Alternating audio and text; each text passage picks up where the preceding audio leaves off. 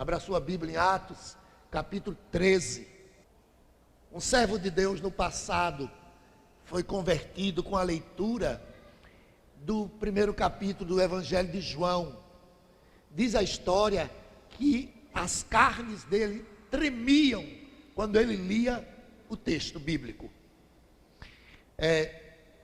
Então, a leitura da palavra, meus irmãos, queridos visitantes que estão aqui, deve nos conduzir para que a gente se envolva com o texto sagrado. Diz um dos nossos hinos: enquanto, ó Salvador, teu livro eu leio, meus olhos vêm abrir, pois quero ver além da mera letra. Ou seja, que na leitura da palavra nós possamos contemplar o nosso Salvador. Foi a leitura do capítulo 1 que levou aquele servo de Deus a Cristo, a conversão, as verdades gloriosas do Deus que se fez carne e habitou entre nós. Foi lendo João capítulo 17 que John Knox se sentiu muito confortado nos seus últimos dias de vida. Ele sentia encorajamento, conforto, consolo da parte de Deus, principalmente quando ele lia o Senhor Jesus falando com o Pai: Pai, a minha vontade é esta, que estejam comigo aqueles que me deste. E ele, consciente de que estava próximo da sua partida, pôde ser confortado por esta palavra. John Calvino foi também muito consolado pela palavra de Deus. Ele que perdeu seus filhos ainda criança, e logo em seguida perdeu a esposa também. Mais de 20 anos doente, morreu com 50 e poucos anos. É considerado, depois de Paulo, o maior de todos os teólogos. Pode-se dizer assim. Impressionante. Como ele pôde extrair verdades tão gloriosas da palavra do Senhor. E sem dúvida, esse texto que nós vamos ler é um texto também clássico das Escrituras. Nós vamos ler o que foi que Paulo pregou lá na Antioquia da Pisídia. Está aí o texto que ele pregou. Um longo sermão que nós vamos ler. E como eu disse, vamos contemplar a maneira gloriosa em que ele apresenta o Salvador Jesus Cristo. Essa é a razão pela qual a palavra de Deus foi escrita, para que a gente conheça a Cristo. E é Cristo que Paulo apresenta naquela sinagoga. Vamos ler a partir do versículo 16. Atos 13, 16. Paulo, levantando-se e fazendo com a mão sinal de silêncio, disse: varões israelitas, e vós outros que também temeis a Deus, ouvi. O Deus deste povo de Israel escolheu nossos pais e exaltou o povo durante sua peregrinação na terra do Egito, donde os tirou com braço poderoso e suportou-lhes os maus costumes por cerca de 40 anos no deserto. E havendo destruído 7 nações na terra de Canaã, deu-lhes essa terra por herança. Vencidos cerca de 450 anos, depois disso, lhes deu juízes até o profeta Samuel. Então, eles pediram um rei, e Deus lhes deparou Saul, filho de Quis, da tribo de Benjamim, e isto pelo espaço de 40 anos. E tendo tirado a este, levantou-lhes o rei Davi, do qual também, dando testemunho, disse: achei Davi, filho de Jessé, homem segundo o meu coração, que fará toda a minha vontade. Da descendência deste, conforme a promessa, trouxe Deus a Israel o Salvador, que é Jesus. Havendo João, primeiro, pregado a todo o povo de Israel, antes da manifestação dele, batismo de arrependimento. Mas, ao completar João a sua carreira, dizia: não sou quem supondes, mas após mim vem aquele de cujos pés não sou digno de desatar as sandálias. Irmãos, descendência de Abraão, vós outros, os que temeis a Deus, a nós nos foi enviada a palavra desta salvação. Pois os que habitavam em Jerusalém e as suas autoridades, não conhecendo Jesus, nem os ensinos dos profetas, que se leem todos os sábados, quando o condenaram, cumpriram as profecias. E embora não achasse nenhuma causa de morte, pediram a Pilatos que ele fosse morto. Depois de cumprirem tudo o que a respeito dele estava escrito, tirando-o do madeiro, puseram-no em um túmulo. Mas Deus o ressuscitou dentre os mortos, e foi visto muitos dias pelos que com ele subiram da Galileia para Jerusalém, os quais são agora as suas testemunhas perante o povo. Nós vos anunciamos o evangelho da promessa feita a nossos pais, como Deus a cumpriu plenamente a nós, seus filhos, ressuscitando a Jesus, como também está escrito no Salmo 2: tu és o meu filho, eu hoje te gerei. E que Deus o ressuscitou dentre os mortos, para que jamais voltasse à corrupção. Desta maneira disse: e cumprirei a vosso favor as santas e fiéis promessas feitas a Davi. Por isso também diz em outro salmo: não permitirás que o teu santo veja corrupção. Porque, na verdade, tendo Davi servido a sua própria geração, conforme o desígnio de Deus, adormeceu, foi para junto de seus pais e viu corrupção. Porém, aquele a quem Deus ressuscitou não viu corrupção. Tomai, pois, irmãos, conhecimento de que se vos anuncia a remissão de pecados por intermédio deste, e por meio dele todo o que crê é justificado de todas as coisas das quais vós pudestes ser justificado, vós não pudeste ser justificados pela lei de Moisés. Notai, pois, que não vos sobrevenha o que está dito nos profetas: vede, ó desprezadores, maravilhai-vos e desvanecei, porque eu realizo em vossos dias obra tal, que não crereis, se alguém vô-lo contar. O pregador desse texto, o apóstolo Paulo, foi um homem que, antes de conhecer essa mensagem que ele pregou, de que antes de conhecer este evangelho glorioso, antes de conhecer a Cristo como Senhor e Salvador de sua vida, foi um grande perseguidor da igreja.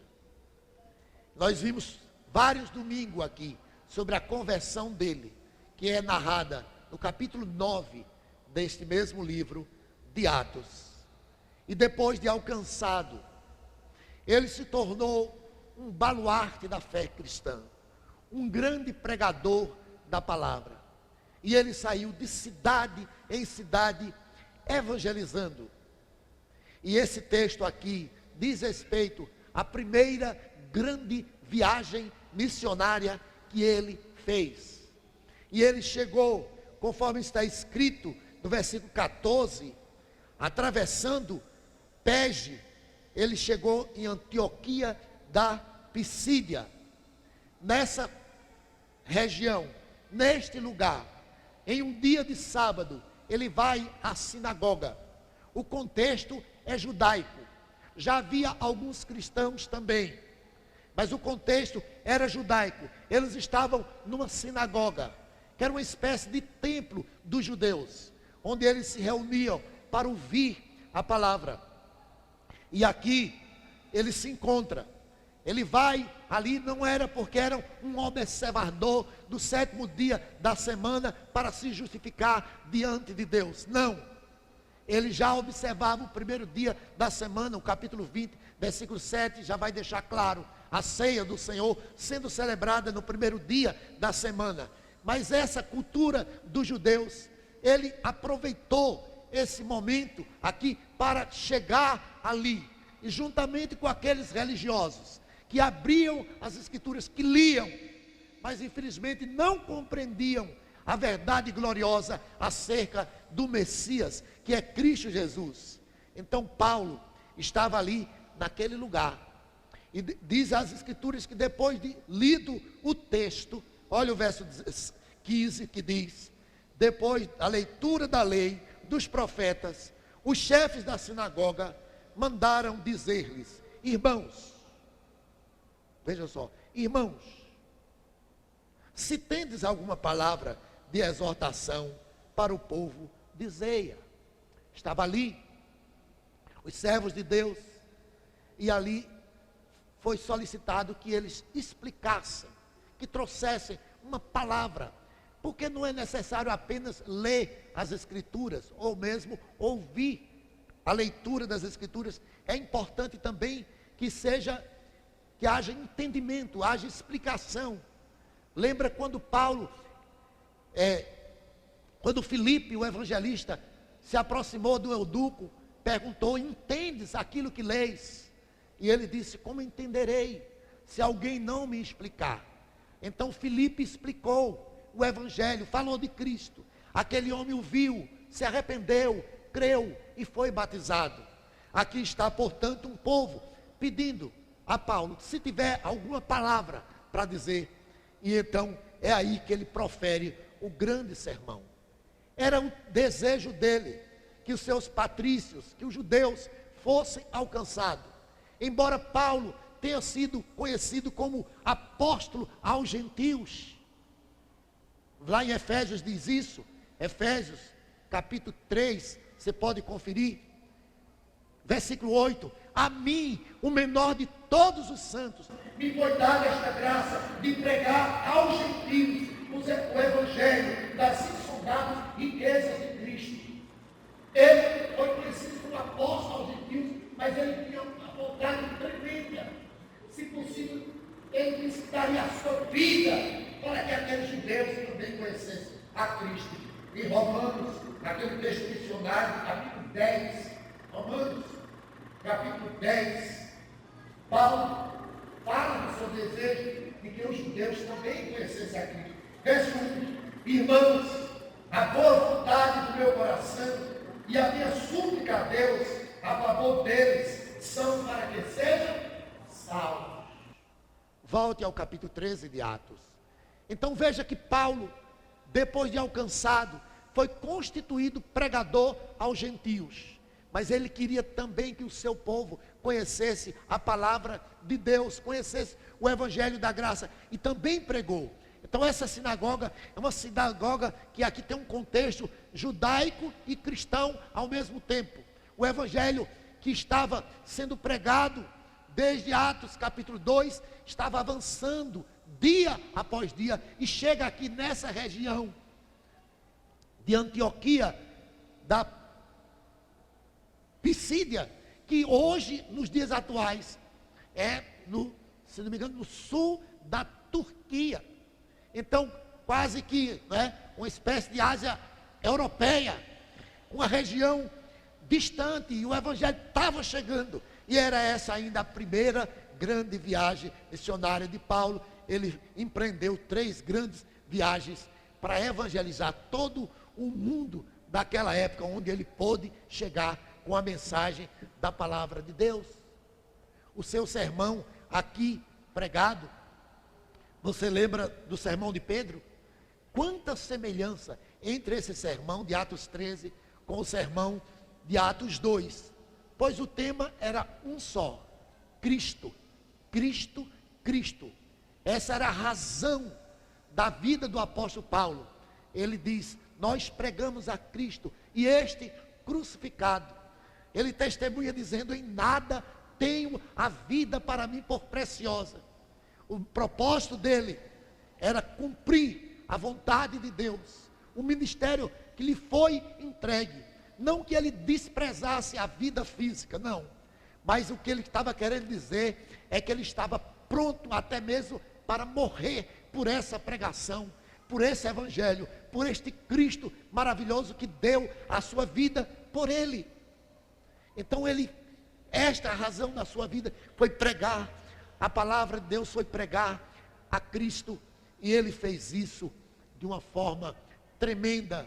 Lhe custou caríssimo, lhe custou a morte, o martírio.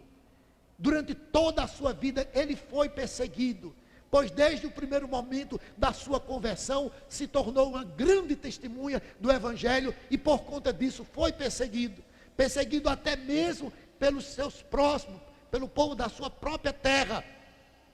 Assim como Jesus foi perseguido e disse certa vez: o profeta não tem honra na sua própria terra.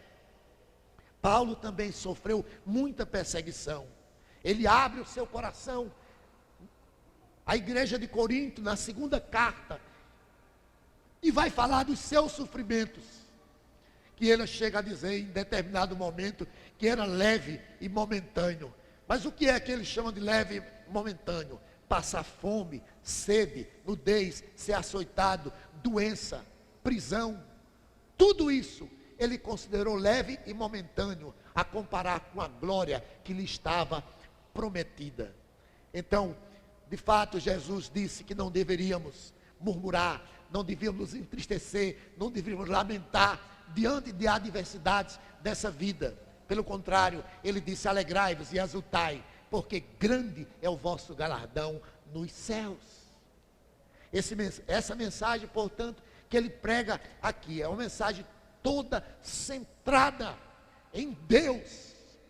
Vai mostrar a sua soberania, vai mostrar o seu plano maravilhoso de salvar por meio de Cristo Jesus.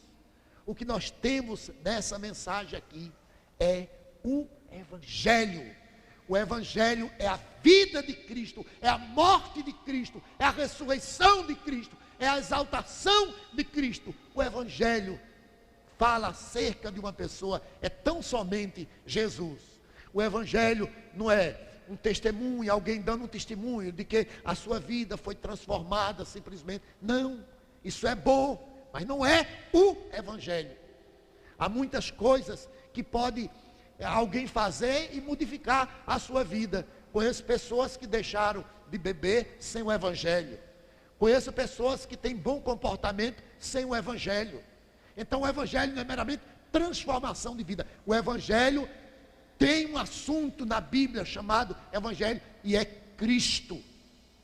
O Evangelho é a vinda de Cristo, é a sua vida, é o seu sofrimento, é a sua morte, é a sua ressurreição, é a sua vitória sobre o pecado, é a vitória sobre Satanás, é a vitória sobre a morte. Isto é o Evangelho. É o Evangelho que o mundo precisa, é o evangelho que a igreja precisa. Não tem mensagem mais gloriosa para a gente ouvir, para nos dar razão, ânimo, alegria. Contemplemos o evangelho que Paulo chama de insondáveis riquezas de Cristo. Nós ainda não temos toda a ideia da grandeza de Cristo. Como disse o poeta no hino, metade nunca se contou do amor de Deus por nós. E eu já disse várias vezes que se nós tivéssemos compreensão do evangelho em toda a sua dimensão, da graça de Deus, nós não suportaríamos a emoção que teríamos de tanta alegria. Nós morreríamos de alegria. Seria uma morte gloriosa, velho. Por descobrirmos quão insondáveis. Por isso que quando eu canto, né, sobre o evangelho, né, eu expresso com muito entusiasmo e alegria do meu coração. Eu não consigo entender como algumas pessoas cantam algumas verdades como gloriosas da palavra de Deus, em especial o seu evangelho, e canta de uma forma meramente ritual, não percebendo a grandeza dessa verdade. Então é um texto glorioso e nós vamos contemplá-lo aqui nessa noite. Veja que o texto diz que Paulo pediu silêncio. Olha o verso 16. Paulo, levantando-se, fazendo com a mão um sinal de silêncio, disse: varões israelitas, a vós outros, e vós outros que também temeis a Deus, ouvi. Atente bem. Por isso eu disse que era uma congregação que se reunia ali naquela sinagoga, né? Não apenas de judeus. Ele diz aqui: varões e vós outros. E por quê? Era necessário que todos o vissem. Porque Deus, quando fez a promessa de salvação, está lá em Gênesis 12, 3. A Abraão, ele disse que seriam abençoadas através de Abraão todas as famílias da terra.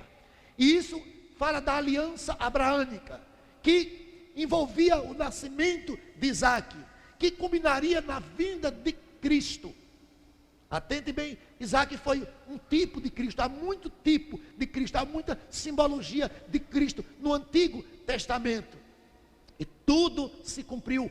Nós vimos no culto desta manhã aqui, quando celebrávamos a ceia do Senhor, que Jesus, né, na noite que foi traído, ele realizou a última festa da Páscoa, instituiu no lugar da Páscoa a ceia do Senhor.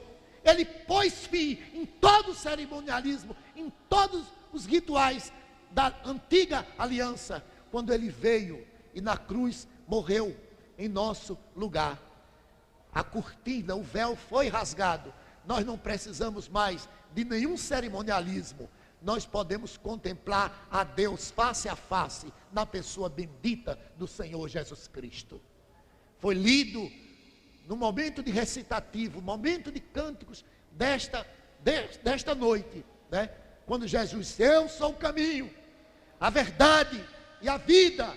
Ninguém vem ao Pai senão por mim. Então a Bíblia diz que ele levantou a mão pedindo silêncio. Era necessário agora, naquele momento, toda reverência. Eles estavam diante da palavra de Deus. É assim que todos nós temos que nos colocar quando nós estamos diante da palavra do Senhor. O profeta disse: o Senhor está no seu santo templo, cale-se diante dele toda a terra.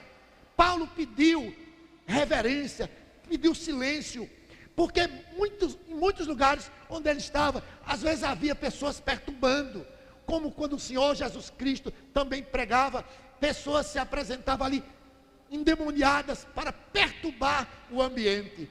Talvez, eu não sei precisar, quando Paulo pegou a palavra, pode ter havido até algum barulho ali. Então ele pede para que as pessoas se calem, façam silêncio naquele momento para ouvir algo tremendo, solene. Ele ia dizer naquela hora algo extremamente importante. Jesus disse: quem tem ouvidos para ouvir, ouça. Então ele diz: varões israelitas, e vós outros que temeis a Deus, ouvi. Olhe como ele começa o sermão, 17. O Deus deste povo de Israel escolheu nossos pais e exaltou o povo durante sua peregrinação na terra do Egito, de onde os tirou com braço poderoso. Vou ler até o verso 25. E suportou-lhes os maus costumes por cerca de 40 anos no deserto. E havendo destruído 7 nações na terra de Canaã, deu-lhes esta terra por herança. Vencidos cerca de 450 anos, depois disso, lhe deu juízes, até o profeta Samuel. Então eles pediram um rei, ele lhe deparou Saul, filho de Quis, da tribo de Benjamim, e isto por um espaço de 40 anos. E tendo tirado este, levantou-lhes o rei Davi, do qual também, dando testemunho, disse: achei Davi, filho de Jessé, homem segundo o meu coração, que fará toda a minha vontade. Da descendência deste, conforme a promessa, trouxe Deus a Israel o Salvador, que é Jesus. Até aí. Note o que ele está dizendo aqui. Ele começa falando da aliança que Deus fez com os nossos pais. O Deus desse povo de Israel escolheu a nossos pais. Ele não começa falando de Jesus, note bem. Ele não vai diretamente à pessoa de Cristo, porque ali estavam os judeus. Cristo veio, eles tinham rejeitado a Cristo na sua grande maioria.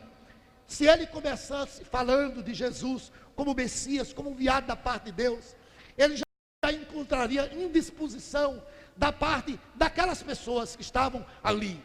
Então, de forma estratégica, ele volta atrás na história para apresentar a Cristo, mas ele inicia falando da aliança que Deus fez com os nossos pais. Foi Deus que escolheu Abraão, tirou ele de uma terra pagã, Ur dos Caldeus, com mão forte e poderosa para mostrar que a salvação, ela parte do Senhor.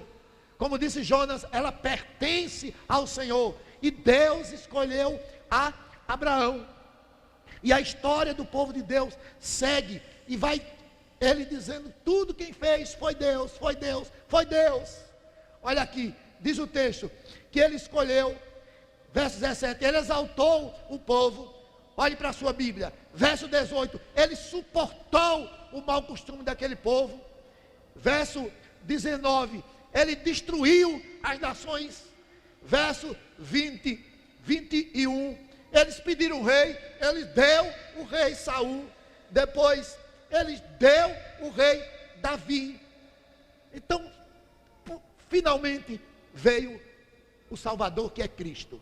Então, você atente bem, que o tempo todo ele está dizendo: foi Deus que fez assim, foi Deus que fez desse jeito, foi Deus, foi Deus, foi Deus. O Evangelho, portanto, ele parte de um Deus glorioso. Nós já lemos aqui, recitamos nessa noite: Deus enviou o seu Filho amado, Jesus Cristo. A graça, portanto, está manifesta desde a escolha que ele fez dos nossos primeiros pais. Sem eles merecer qualquer coisa, foram escolhidos por Deus, e disso viria o Salvador. Por isso Paulo, ele louva ao Senhor quando diz: ó profundidade das riquezas, citando o Antigo Testamento, da sabedoria e do conhecimento de Deus. Quão insondáveis são os teus caminhos, e inescutáveis os teus caminhos. Quem conheceu a mente do Senhor? Porque dele, por ele e para ele são todas as coisas. Que verdade tão gloriosa da palavra de Deus. Ele louva ao Senhor pela manifestação da sua graça. Porque Deus agiu assim. Ele fez cada um de nós com um fim. A Bíblia diz que nós fomos criados para o louvor da sua glória. É assim que começa a confissão de fé do Westminster, quando fala do homem. Qual é o objetivo pelo qual Deus criou o homem? Foi para glorificar Deus, foi para desfrutar de Deus. E isso só pode acontecer por meio de Cristo Jesus. Nós não podemos por nós mesmos glorificar a Deus. Nós não agradaríamos a Deus, porque não há nada em nós, inerente de nós mesmos, do qual Deus se agrade. A Bíblia diz que Deus olhou dos céus à terra e não viu um justo sequer. Não viu um homem bom que pudesse agradá-lo. Por isso ele enviou o seu Filho amado, Jesus Cristo. Paulo diz em Colossenses 1:27, Cristo em vós, a esperança da glória. A glória que foi perdida por causa do pecado. Não é isso que está em Romanos 3:23? Porque todos pecaram e separados, destituídos, estão da glória de Deus. E Cristo veio para resolver este problema que a lei não pôde resolver. Abra a sua Bíblia em Romanos, capítulo 3. Cristo veio fazer aquilo que aqueles judeus não podiam fazer, que era serem salvos por meio da religiosidade, por meio da lei. Veja o que diz Paulo em Romanos 3, 19 em diante. Ora, sabemos que tudo que a lei diz, aos que vivem na lei o diz, para que se cale toda boca e todo mundo seja culpável perante Deus, visto que ninguém será justificado diante dele por obras da lei, em razão de que pela lei vem o pleno conhecimento do pecado. Mas agora, sem lei, se manifestou a justiça de Deus, testemunhada pela fé e pelos profetas. Justiça de Deus, mediante a fé em Jesus Cristo, para todos e sobre todos os que creem, porque não há distinção, pois todos pecaram e carecem da glória de Deus, sendo justificados gratuitamente por sua graça, mediante a redenção que está em Cristo Jesus. Versículo 28. Concluímos, pois, que o homem é justificado pela fé, independente das obras da lei. Portanto, homem algum pode ser justificado diante de Deus. Paulo está apresentando aqui o Evangelho, dizendo a essas pessoas, desde o começo foi pela graça, foi Deus que deu, chamou Abraão, foi Deus que deu Isaac, foi Deus que deu a lei, foi Deus que deu os profetas, foi Deus que deu os juízes. Por fim, ele vai citar Davi, e Davi é um tipo de Cristo também nas Escrituras, quando diz Jesus, filho de Davi. Note bem, está se referindo ao fato de que Jesus veio da tribo de Judá, ele é descendente de Davi na carne.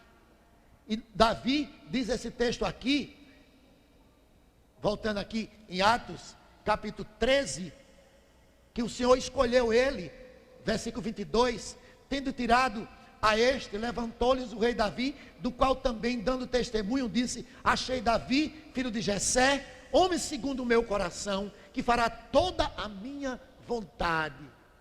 É por isso que a gente diz, é tipo de Cristo. Davi não fez toda a vontade de Deus. Nós sabemos que Davi pecou. Esta não é a vontade de Deus, que o homem peque. De fato, somente Cristo fez toda a vontade de Deus. Mas Davi está aqui nas Escrituras como um homem segundo o coração de Deus, escolhido pelo Senhor, não porque era perfeito. Ele não era assim segundo o coração de Deus, porque era impecável. Não, sabemos que ele pecou feio, mas porque ele nos mostra, né, o sentimento do verdadeiro arrependimento. Conhecemos todos o Salmo 51. Como é que ele se coloca depois que a palavra de Deus veio a ele e mostrou o seu pecado? Quando o profeta Natan foi claro depois de citar uma parábola, ele não percebeu. Mas quando ele fala claramente que ele era aquele homem pecador, ele quebranta-se diante do Senhor e começa a orar, dizendo: compadece e de mim, ó Deus, segundo a multidão das tuas misericórdias. Ele sabia tão terrível pecador que era, que pede a Deus que o perdoe segundo a multidão das misericórdias do Senhor. Ao dizer compadece, ele está dizendo: tenha dó de mim, tenha compaixão de mim. É um homem quebrantado, é um homem arrependido. Ele sentiu-se imundo, ele disse: lava-me completamente. Se sentiu sujo, o pecado é uma sujeira, o pecado é lixo. E ele, Davi, foi convencido do coração de Deus, porque teve arrependimento. E em linhas gerais, ele cumpriu o propósito de Deus na sua vida. E dele veio Cristo. Olha assim, e 3, da descendência deste, conforme a promessa, trouxe Deus a Israel o Salvador, que é Jesus. Coisa gloriosa, essa expressão: dele veio o Salvador, que é Jesus. Em seguida, Paulo vai citar João Batista. João Batista, ele veio como uma voz clamando no deserto. O deserto, nas Escrituras, tem uma simbologia com a vida espiritual. As pessoas sem Deus, sem Cristo, vivem numa aridez, vivem numa seca, vivem num deserto. Por isso Jesus disse que era a fonte de água viva. E João Batista veio num contexto assim de completa escuridão. A Bíblia diz que quando Cristo veio, o mundo estava em trevas, né? O mundo inteiro estava em trevas. Para um povo que estava em trevas, surgiu uma grande luz. Mas antes da vinda de Cristo, João Batista veio preparar o caminho do Senhor. E ele batizava as pessoas. Era um ritual, era um cerimonialismo para preparar as pessoas para receberem a pessoa bendita de Cristo. Muitas pessoas admiravam a João e tinham certa veneração a João, imaginando até que ele fosse muito mais do que era, apenas uma voz que clamava no deserto.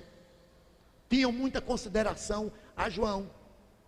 Mas ele, João, quando viu a Cristo Jesus, apontou para aqueles que o seguiam, dizendo: eis o Cordeiro de Deus que tira o pecado do mundo. Ele, João, nunca quis chamar atenção para si mesmo. Era humilde de coração. Diz o texto que ele não se considerava digno sequer de desatar as sandálias dos pés de Jesus. Quando Jesus se apresentou a João para ser batizado, João retrucou, não quis inicialmente, dizendo: eu é que preciso ser batizado por ti. João disse: não sou digno nem de desatar as sandálias, que era o serviço mais humilde, praticado por escravos, por servos naquela época. João disse que não era digno de fazer isso.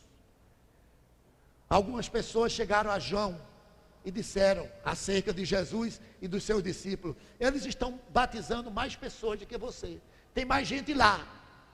Imaginavam eles que João ia ficar com ciúme. Eles não conheciam, ignoravam a verdade que João pregava. João veio preparar justamente o caminho para o Senhor. E João se alegrou quando disseram isso e declarou: convém que ele cresça e que eu diminua. Então João preparou, note bem, vem de lá da promessa de Gênesis 13, da semente da mulher, nasceria aquele que esmagaria a cabeça da serpente. Gênesis 3,15. Depois ele escolhe a Abraão: em ti serão benditas todas as famílias da terra. E vem, portanto, o Antigo Testamento falando acerca da vinda do Salvador. Foi isso que Jesus disse em Lucas capítulo 27, quando repreendeu aqueles discípulos a caminho de Emaús, que embora já conhecesse a verdade, isso ainda estava obscuro para eles, não compreendia. E Jesus diz: honestos e tardos de coração, para compreender o que diz as Escrituras acerca dele, no livro dos profetas, nos Salmos. Então eles ignoraram essa verdade. E o Senhor Jesus Cristo aqui, nesses versículos lidos, né, ele está citando aqui o livro de Juízes, quando ele fala da escolha de juízes para dirigir o povo. Ele fala dos rituais que havia, ele fala do rei Davi, fala de João Batista, que é citado no Antigo Testamento, a voz que clama no deserto, foi o profeta Isaías que assim o declarou. Então essa mensagem que Paulo está pregando é uma mensagem bíblica. O Antigo Testamento fala das promessas, da provisão de Deus por meio do Senhor Jesus Cristo. Por isso ele mesmo disse: examinais as Escrituras, porque julgais ter nelas a vida eterna, e são elas que de mim testificam. Ele está pregando uma mensagem centrada na pessoa de Deus, centrada na pessoa de Cristo, porque essa é a mensagem, sem dúvida, do Evangelho. E ele vai aplicar àqueles judeus que estavam aí e aos demais. Olha o que diz o verso 26. Irmãos, descendência de Abraão, a vós outros, ou melhor dizendo, e vós outros, os que temeis a Deus, a nós nos foi enviada a palavra desta salvação. Aí está, a nós quem? A todos, não apenas aos judeus. Paulo vai dizer em Romanos 1, primeiro dos judeus, depois do grego. Com essas duas palavras, judeu e grego, ele estava aí mostrando a universalidade da mensagem do Evangelho. Hoje estávamos de manhã diante da ceia do Senhor, lembrando que Cristo morreu, e Apocalipse, diz o texto lido, que ele comprou com o seu sangue pessoas de todas as tribos, línguas, povos e nações. E ele mesmo disse: ide por todo o mundo e fazei discípulos de todas as nações. Em ti serão benditas todas as famílias da terra. Por isso aqui está o versículo 26 dizendo: irmãos, descendência de Abraão, e vós outros, ou seja, todos. Por quê? Porque todos pecaram e carecem da glória de Deus. Ele prega, portanto, a todos e aponta aqui o pecado. Versículo 27. Pois os que habitavam em Jerusalém e as suas autoridades, não conhecendo a Jesus, nem os ensinos dos profetas, que se leem todos os sábados, quando condenaram, cumpriram as profecias, e embora não achassem nenhuma causa de morte, pediram a Pilatos que ele fosse morto. Aqui está o pior crime da humanidade, o maior de todos os assassinatos, a morte do Senhor Jesus Cristo. A depravação humana está aqui exposta quando o homem se levanta contra o próprio Filho de Deus para o matar. Isso mostra quanto o pecado é terrível, leva a uma condição de rejeitar o autor da vida. Mesmo que o texto vai mostrar que fizeram isso de certa forma com ignorância, ou não compreender. Lembra do sermão que teve lá no capítulo 2, quando ele termina aquele ponto do seu sermão, mostrando Cristo, o Cristo que veio, o Cristo que sofreu, o Cristo que morreu, o Cristo que ressuscitou. Ele diz: olha, esses que vocês mataram, Deus fez Senhor e Cristo, ele foi exaltado. E naquele momento aquelas pessoas que ouviram esse sermão ficaram completamente compungidas, ficaram completamente humilhadas, quebrantadas, sentiram-se culpadas. Uma crise tremenda na consciência, a ponto de dizer: que faremos? O que vai ser de nós? Aquele que nós esperávamos, o Messias que nós tanto aguardávamos, o Cristo, nós o matamos. Que pecado terrível! Mas tudo isso estava do propósito de Deus. no seu decreto. Está escrito aí, ó, no versículo 29. Depois de cumprirem tudo o que a respeito dele estava escrito, tirando do madeiro, puseram em um túmulo. Volte algumas páginas, Atos capítulo 4. Atos capítulo 4. Veja a mesma coisa agora, é Pedro dizendo. Atos 4, 27. Porque verdadeiramente se ajuntaram nesta cidade contra o teu santo servo Jesus, ao qual ungiste Herodes e Pôncio Pilatos, com gentios e gente de Israel, para fazerem tudo o que a tua mão e o teu propósito predeterminaram. Note bem, isso não tira deles a responsabilidade. Cristo de fato veio para morrer. Tudo se cumpriu como estava determinado, predeterminado, pelo decreto e pela soberania de Deus. Aqueles homens mataram Jesus, mas isso estava determinado por Deus, que assim acontecesse. E nem por isso aqueles homens são desculpados por isso. Não. Em Lucas 22, 22 está escrito: o Filho do Homem vai, conforme está determinado, mas ai daquele por quem ele é traído. Então a salvação, ela envolve a soberania de Deus e mostra também a responsabilidade que tem o homem. Ninguém pode ser desculpado de forma alguma. Todos pecaram e foram destituídos da glória de Deus, e Cristo veio para resgatar, para novamente fazer deste homem uma nova criatura, não por meio de batismo, mas por meio do arrependimento e da fé em Cristo Jesus. Esse Cristo glorioso, que faz o pecador morto em seus delitos, pecado, renascer, e então se arrepender e crer e receber a Cristo como Senhor e Salvador da sua vida.